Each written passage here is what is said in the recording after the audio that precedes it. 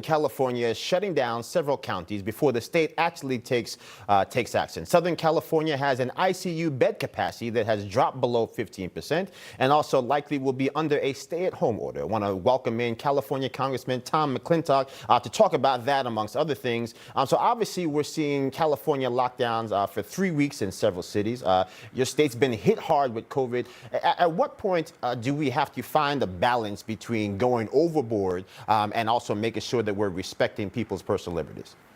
Well, you'd think we'd learn from our mistakes, but so far we haven't. These lockdowns beg the obvious question: if they work, why do we keep having them? It's because they don't work, and you can see that so clearly. The states that stayed open generally have a lower mortality rate than the states that locked down. And look at Sweden. Sweden did exactly the opposite of what Anthony Fauci did in America. Sweden kept their schools open. They kept their businesses and their shops open. They never issued a mask mandate. I just checked the numbers. COVID mortality in Sweden is 166 per million less than it is in the United States. Based on our population, that would translate now into about 54,000 fewer American COVID deaths if we had just followed the same rate as Sweden. But of course, we did exactly the opposite, and we've gotten the opposite results. You'd think at some point we would understand these lockdowns don't save lives, they cost lives. Not to mention the lives cost by suicides, drug and alcohol abuse, domestic violence, deferred health screenings, deferred health treatments, and general poverty-related deaths. In fact, the United Nations is warning us that globally, they expect to see about 130 million more deaths due to starvation, specifically because of the economic damage caused by these measures. Right, and to that point, you're talking about the unintended consequences of these misguided policies. They're astronomical. You start talking about also some of these loopholes that are in place. You've got exceptions being made for the well-connected in Hollywood to be able to have their craft services. Meanwhile, right next door, you've got restaurants less than 100 yards away that have been forced to shut down. So talk to us again, not just about the hypocrisy of the elected officials, but also the inconsistency in the application between the well-connected and the person on Main Street. Well, they don't believe these measures work, or they'd be following them. Obviously, they don't believe it. And, you know, this is a nasty, nasty bug. About, more than 270 million Americans have had COVID when they've died over this past year. That's a very bad bug. But it is not the bubonic plague. Look at what the CDC is reporting as their best estimate of the recovery rates from COVID in this nation.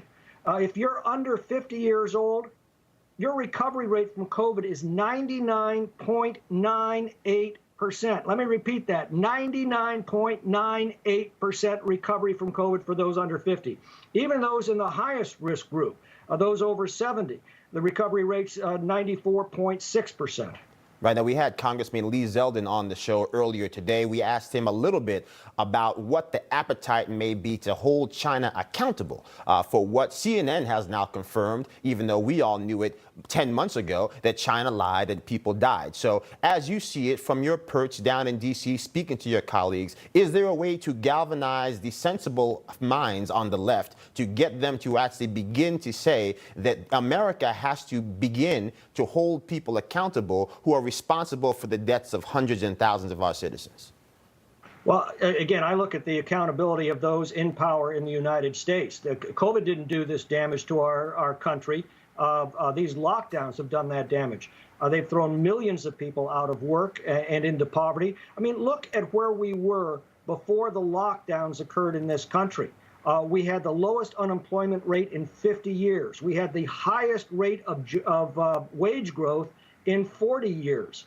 The income gap was narrowing, and that was before we took a wrecking ball to the economy. That wasn't COVID. That was the government's response to COVID. And the people who are responsible for that damage are directly accountable to voters and need to be held accountable in the coming elections. Is it possible, in your estimation, that some of this may be by design, that liberals have spent an enormous amount of time trying to mandate higher wages, trying to mandate that rents come down, trying to mandate that there are businesses that are forced to turn over ownership to the workers? At some point, do we look at what's happened here, going from 7 million new jobs to the decimation of jobs, 22 million people unemployed, only half of them being able to find a job now, and say that perhaps this is not just a tragedy, it's people being crazy like a fox who try to manufacture outcomes they weren't able to get legislatively? Well, I don't think it was a conspiracy, but I think it served the left's goals very well. Jane Fonda said as much when she said that COVID was God's gift to the left. I don't think God had anything to do with it, but she's absolutely right. They have exploited it shamelessly to achieve their policy objectives. And I think that the most insidious of those objectives is the destruction of the middle class. You look at the history of the left, going back to Marx, it's always the middle class that is hurt by their policies, and I think deliberately so. The Marxists understand that it is the middle class that stands in the way of imposing socialism on a country. To the extent you can destroy the middle class, you can advance your socialist goals. And I think that that fits very nicely into their worldview of things. Now, I want to pivot a little bit to the bonfire that's now spreading throughout Southern California. Obviously, this is beyond even just strictly environmental issues. There's also the economic impact. This is becoming a multi-billion-dollar recurring annual problem. What are the steps that you think that we need to take? Obviously, fires and wildfires go back to the cavemen, but the cavemen weren't enduring multiple billions of dollars in economic deconstruction. So what do you think we can do to ensure that maybe we can minimize the impact this is having on Californians' way of life? Restore scientific land management to our public lands. We did that very well in the 20th century. You mentioned the fires suffered by cavemen. Well, the climate has changed much in all of these centuries, but the problem has not. The paleontologists tell us that before modern land management, California lost between 4 and 12 million acres a year to catastrophic fire. It was modern land management practices that took that down to 250,000 acres a year throughout most of the last half of the 20th century. We're now back up to 4 million acres a year. What happened was in the 1970s, we began imposing laws that made management of the lands all but impossible. Well, we used to manage the lands with herbicides, with grazing, and with our forests with timber logging. All of that has been made virtually impossible by these environmental laws. So what we're seeing is not a new normal. We're seeing the old normal reassert itself.